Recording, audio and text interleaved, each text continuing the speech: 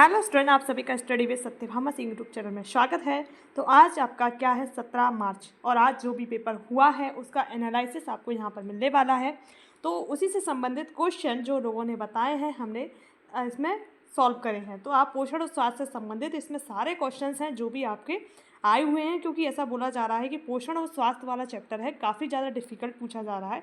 तो वो हमने थोड़ा और अच्छे से प्रयास किया है कि अगर इससे क्वेश्चन है, जैसे डिप्थीरिया देख लीजिए, इससे मतलब जब से एग्ज़ाम स्टार्ट हुआ है, जब से हर एक क्वेश्चन डिप्थीरिया से आ रहा है, तो डिप्थीरिया को हल्के में नहीं लेना है। चलो स्टार्ट करते हैं अपना क्वेश्चन।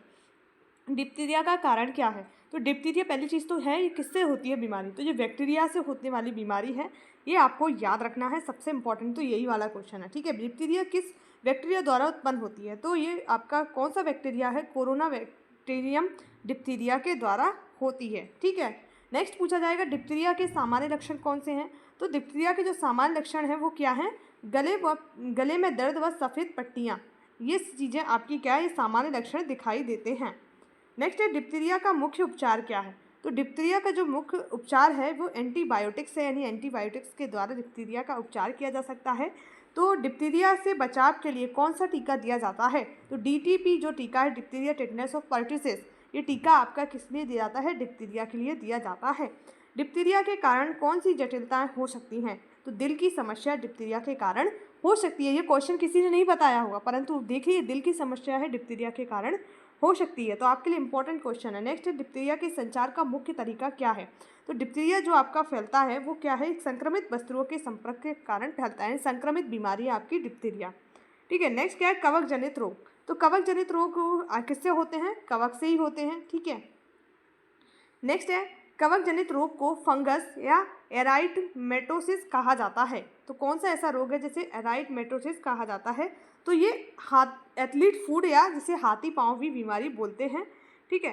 कवक जनित रोगों का सामान्य कारण क्या होता है? तो गंदगी और नमी, यानी आप गंदगी में रहते हो या नमी में रहते हो। जैसे फंगस इन्फेक्शन हमारे पैरों में हो जाता है बहुत अधिक पानी में रहने पर।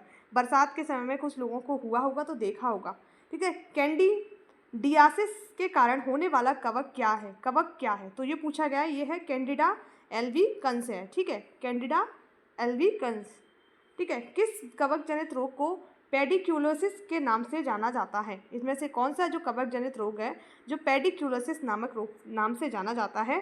तो उसका आंसर क्या है? रिंग वर्म, यानी जो दाद होती है हमारे शरीर में, जो जगह जगह फुंसिया टाइप की हो जाती हैं, वो दाद का बड़ा सा रूप ले लेती है, वो रिंग वर्म कहलाता है।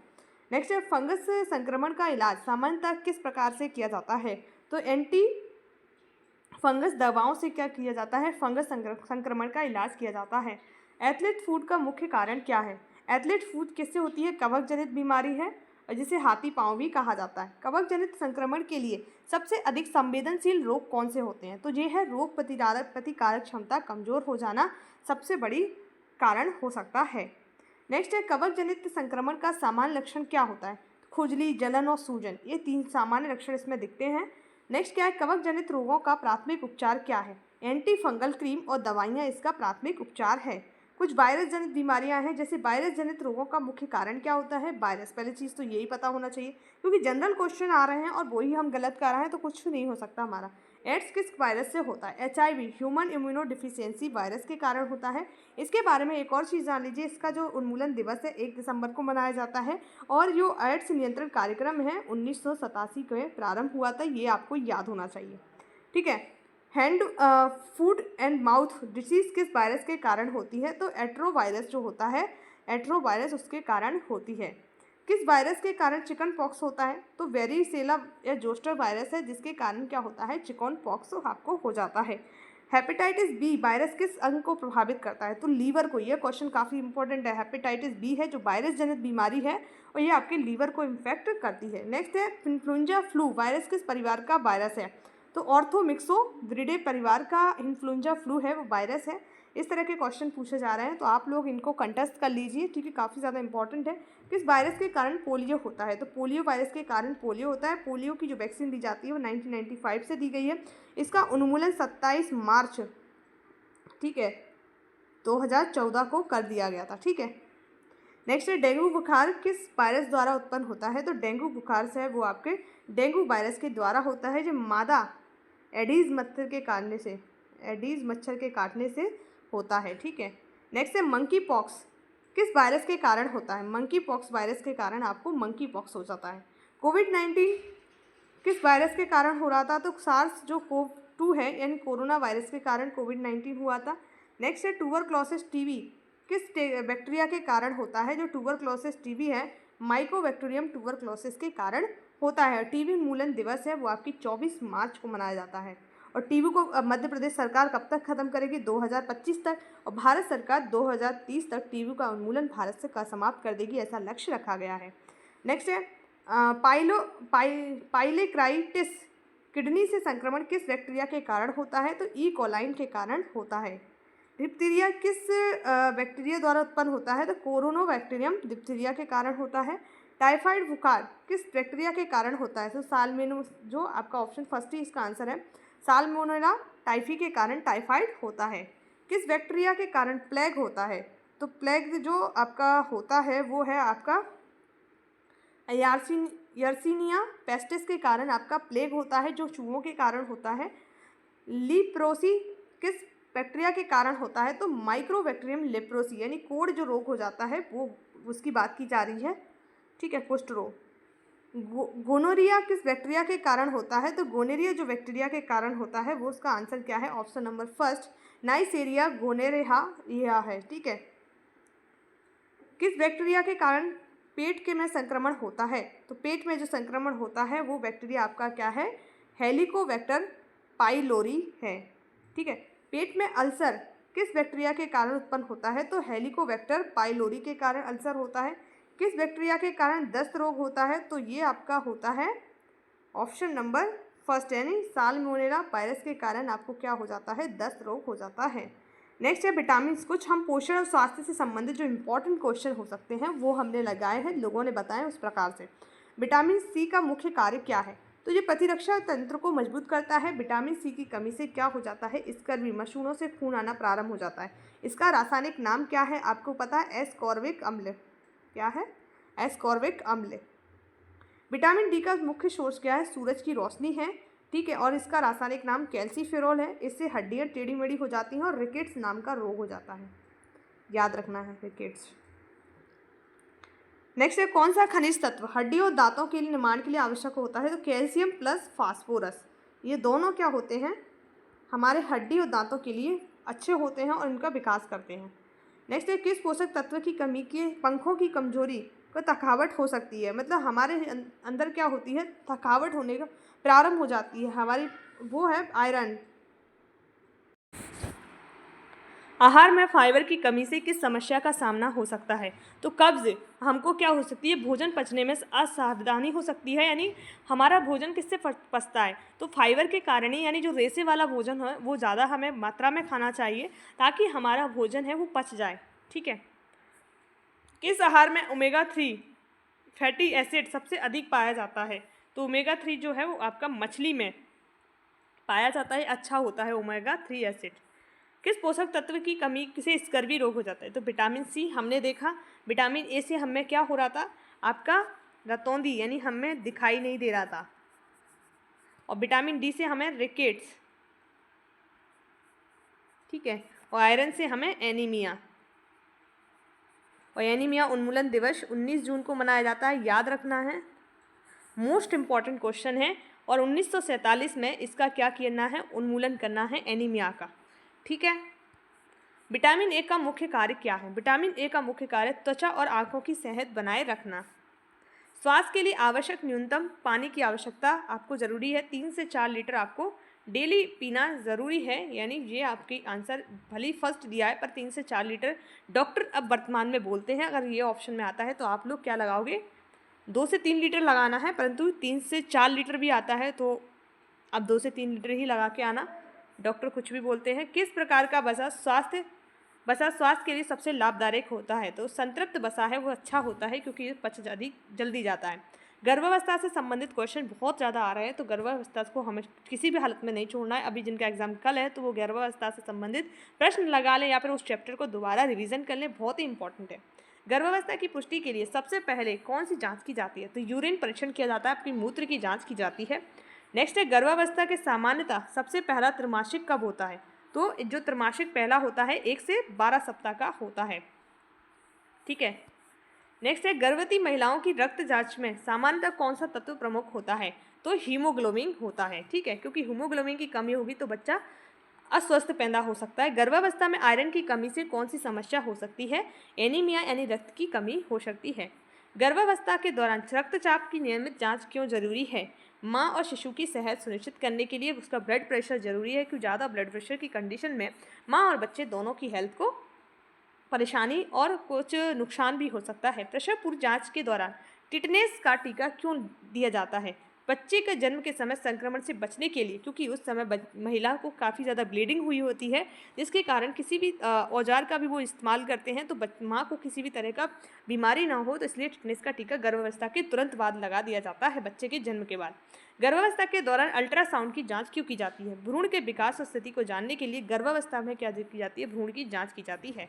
गर्भावस्था के दौरान हाइपरटेंशन जो उच्च रक्तचाप में क्या खतरा हो सकता है? तो प्री एक्लेम्पियासिया जो आपका है वो हो सकता है आप लोगों को। ठीक है, गर्भावस्था में ग्लूकोज की जांच क्यों की जाती है? गर्भवती महिला में शुगर स्तर का मूल्यांकन करने के लिए ग्लूकोज की जांच महिलाओं में की जाती है। नेक्स्ट है, किस समय के बाद गर्भवती महिला को प्रसव पूर्व क्लिनिक के नियमित जांच के लिए आना जरूरी है? तो 4 महीने के बाद हर महीने। ठीक है, तो इस प्रकार हमने जो भी समझा वो काफ़ी अच्छा समझा। अब कुछ रोग हैं, उनसे दस्त के कारण कौन सा बैक्टीरिया होता है? दस्त ई कोलाइन बैक्टीरिया के कारण दस्त आपका होता है, और साल्मोनेला जिस सभी के कारण आपको दस्त हो सकता है। सिगेला, कोलाइन, साल्मोना, इन सभी के कारण क्या हो सकता है? आपको दस्त हो सकता है। दस्त का इलाज किस प्रकार से किया जाता है? तो दस्त का इलाज है, आपको पता है बचपन से ORS घोल पिलाया जाता है, पानी की कमी बॉडी में हो जाती है। उल्टी के कारण सबसे सामान्य संक्रमण है, तो उल्टी के कारण जो सामान्य संक्रमण है वो है वायरल। ठीक है, खसरे का मुख्य कारण कौन सा वायरस है? तो खसरे का जो मुख्य कारण क्या है? मीजल्स वायरस है। ठीक है, खसरे से बचाव के लिए कौन सा टीका दिया जाता है? तो खसरे के बचाव के लिए आपको MMR का वैक्सीन दी जाती है। ठीक है, टिटनेस का कारण कौन सा बैक्टीरिया है? तो आपको पता है टिटनेस का कारण कौन सा है? क्लोस्ट्रीडियम टिटानी नाम का बैक्टीरिया आपका टिटनेस का कारण है। टिटनेस का इलाज क्या होता है? तो एंटीबायोटिक्स होता है, टिटना बुलिन होता है, और दर्द निवारक, ये सभी चीज़ें हो गया इसके इलाज में प्रयोग की जाती हैं। गल घोटू का प्रमुख कारण कौन सा है? गल घोटू का जो प्रमुख कारण है वो है आपका कोरोना बैक्टीरियम डिप्थीरिया, यानी डिप्थीरिया को ही गल घोटू है।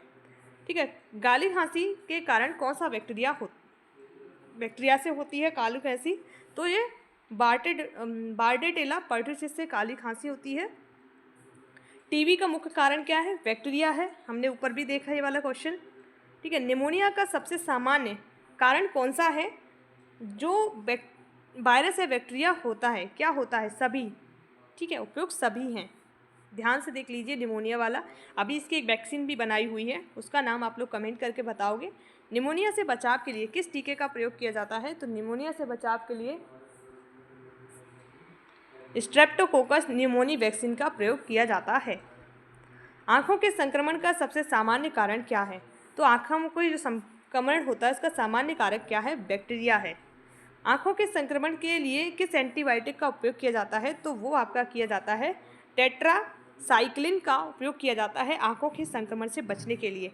ठीक है, नाल का संक्रमण किस कारण से होता है? जो नाल संक्रमण है वो किस कारण से होता है? वो ये सभी कारण आपके नाल के संक्रमण देखे जा सकते हैं। अस्वच्छता, गलत देखभाल, बैक्टीरियल संक्रमण, ये सभी नाल के संक्रमण के लिए घातक होते हैं। गल घोटू से बचाव के लिए कौन सा टीका दिया जाता है? डिप्थीरिया, टिटनेस और कोकीज यानी कोकीज वैक्सीन आपको दी जाती है। गल घोटू यानी डिप्थीरिया ही है। ठीक है, दस्त के दौरान शरीर में पानी की कमी को क्या कहा जाता है? डिहाइड्रेशन। ठीक है, पानी की कमी आप लोगों में हो जाती है। निमोनिया के लक्षण में कौन सा प्रमुख लक्षण होता है? तो बुखार और खांसी आपको निमोनिया में आती है। पीठ फूलने की समस्या भी निमोनिया में देखी जाती है। टीबी का इलाज किस प्रकार से होता है? तो एंटीबायोटिक दवाओं के कारण क्या होता है? टीबी के इलाज किया जाता है। तो आप सभी इन क्वेश्चंस को अच्छे से रट लीजिए, आज के पेपर में पूछे गए हैं वही क्वेश्चन है जो, और कुछ एक्स्ट्रा क्वेश्चन है जो कल भी आपको देखने को मिल सकते हैं। काली खांसी से प्रभावित व्यक्ति में कौन सा लक्षण प्रमुख होता है? लंबे समय तक खांसी का हमला यानी लंबे समय तक आपको खांसी रहती है। दस्त के दौरान कितने प्रतिशत पानी की कमी हो जाती है? 5 से 10% पानी है हमारी बॉडी में कम हो जाता है। नाल के संक्रमण के बाद कौन सा उपचार किया जाता है? तो एंटीबायोटिक्स किया जाता है। क्या? एंटीबायोटिक्स। खसरे के दौरान कौन सा लक्षण अधिक देखा जाता है? तो त्वचा का लाल चट्टे आपको खसरे के दौरान आपकी बॉडी पर दिखने लगते हैं। ठीक है। टिटनेस के लक्षणों में कौन सा लक्षण मुख्य लक्षण है? तो ये आपका क्या है? मांसपेशियों में जकड़न यानी आपकी मांसपेशियां होती हैं उनमें गठाने पड़ जाती हैं टिटनेस के कारण, जिससे रक्त फ्लो सही से नहीं हो पाता है और आप कई सारी बीमारियों से ग्रसित हो जाते हैं। जो टिटनेस का टीका बहुत ही ज़रूरी है। आपको अगर कोई भी जंग लगी चीज़ से चोट पहुंचती है तो आप टिटनेस का टीका ज़रूर लगाइए। साल में एक बार आप टिटनेस का टीका ज़रूर लगाएं। वैसे तो 6 महीने तक उसकी वैलिडिटी रहती है, परंतु आप साल में एक बार लगवा सकते हैं। टीबी की जांच के लिए कौन सा परीक्षण किया जाता है? तो रक्त परीक्षण किया जाता है, मॉन्टॉक्स परीक्षण किया जाता है, एक्सरे किया जाता है। ठीक है, ये टीबी की जांच के लिए किया जाता है और बीसीजी भी किया जाता है। ठीक है, ये भी ध्यान रखना है। निमोनिया के कारण श्वसन समस्या होती है, इनमें कौन सा लक्षण आम है? तो श्वसन समस्या में क्या होगा? हमें गहरी खांसी आएगी निमोनिया के दौरान। ठीक है। गलघोटू के कारण शरीर में कौन सा प्रभाव देखा जाता है? गले में सूजन और घाव बन जाता है डिप्थीरिया के कारण। ठीक है, गलघोटे से हमें भ्रमित नहीं होना है, गलघोटी ही क्या है? डिप्थीरिया है। दस्त और उल्टी के दौरान शरीर में पानी की कमी से बचने के लिए क्या किया जाता है? इलेक्ट्रोलाइट्स का सेवन किया जाता है, यानी ORS घोल। जो इलेक्ट्रोलाइट्स घोल है आपका ORS ही है, इसका सेवन किया जाता है। खसरे के मरीज को क्या सावधानी बरतनी चाहिए? आइसोलेशन होना चाहिए, ज़्यादा पानी पीना चाहिए, आराम करना चाहिए। ये सभी चीज़ों का प्रयोग कौन करता है? खसरे का मरीज करता है। नेक्स्ट है, निमोनिया संक्रमण से बचाव के लिए कौन सा टीका दिया जाता है? तो मैं बोला ना, निमोनिया के लिए टीका दिया जाता है, तो वो आपका क्या है? स्टेफिलोकोकस निमोनिया वैक्सीन है। याद कीजिए, स्टेफिलोकोकस निमोनिया वैक्सीन है, वो निमोनिया के संक्रमण से बचाव के लिए टीका आपको दिया जाता है। तो हमने लगभग 100 से ज़्यादा क्या किए? MCQ सॉल्व किए, और ये वो MCQs हैं जिनमें से आज 20 से 30 प्रश्न आपके पूछे गए हैं। तो जिस चैप्टर से सबसे ज़्यादा आ रहा है, देखो आपको बीमारियों से 10 से 12 क्वेश्चन आ रहा है। ठीक है, और गर्भावस्था से भी 8 से 9 क्वेश्चन आ रहा है। तो ये वो क्वेश्चंस हैं जहाँ से पेपर में पोषण और स्वास्थ्य से 5 से 7 क्वेश्चंस आ रहे हैं। तो आपके आज हमने 20 से 30 नंबर का पेपर है वो आपने देख लिया अपना इसमें, क्योंकि बाकी पूरा पेपर सॉल्व करवाने के लिए अगली वीडियो के लिए आप बने रहें और चैनल्स को सब्सक्राइब कर लीजिए, ताकि और वीडियो का और चैप्टर्स का आपको रिव्यू मिल सके, किस तरह के प्रश्न पूछे जा रहे हैं। और बाकी पेपर्स का भी मैंने रिव्यू दिया है, तो आप लोग जाकर आप प्लेलिस्ट में देख सकते हो कि पुराने पेपर्स में। ठीक है, तो आप सभी लोग एंड तक बने रहने के लिए आप सभी का धन्यवाद। जय हिंद, जय भारत। आप नए हो तो प्लीज़ सब्सक्राइब कर लीजिए चैनल को।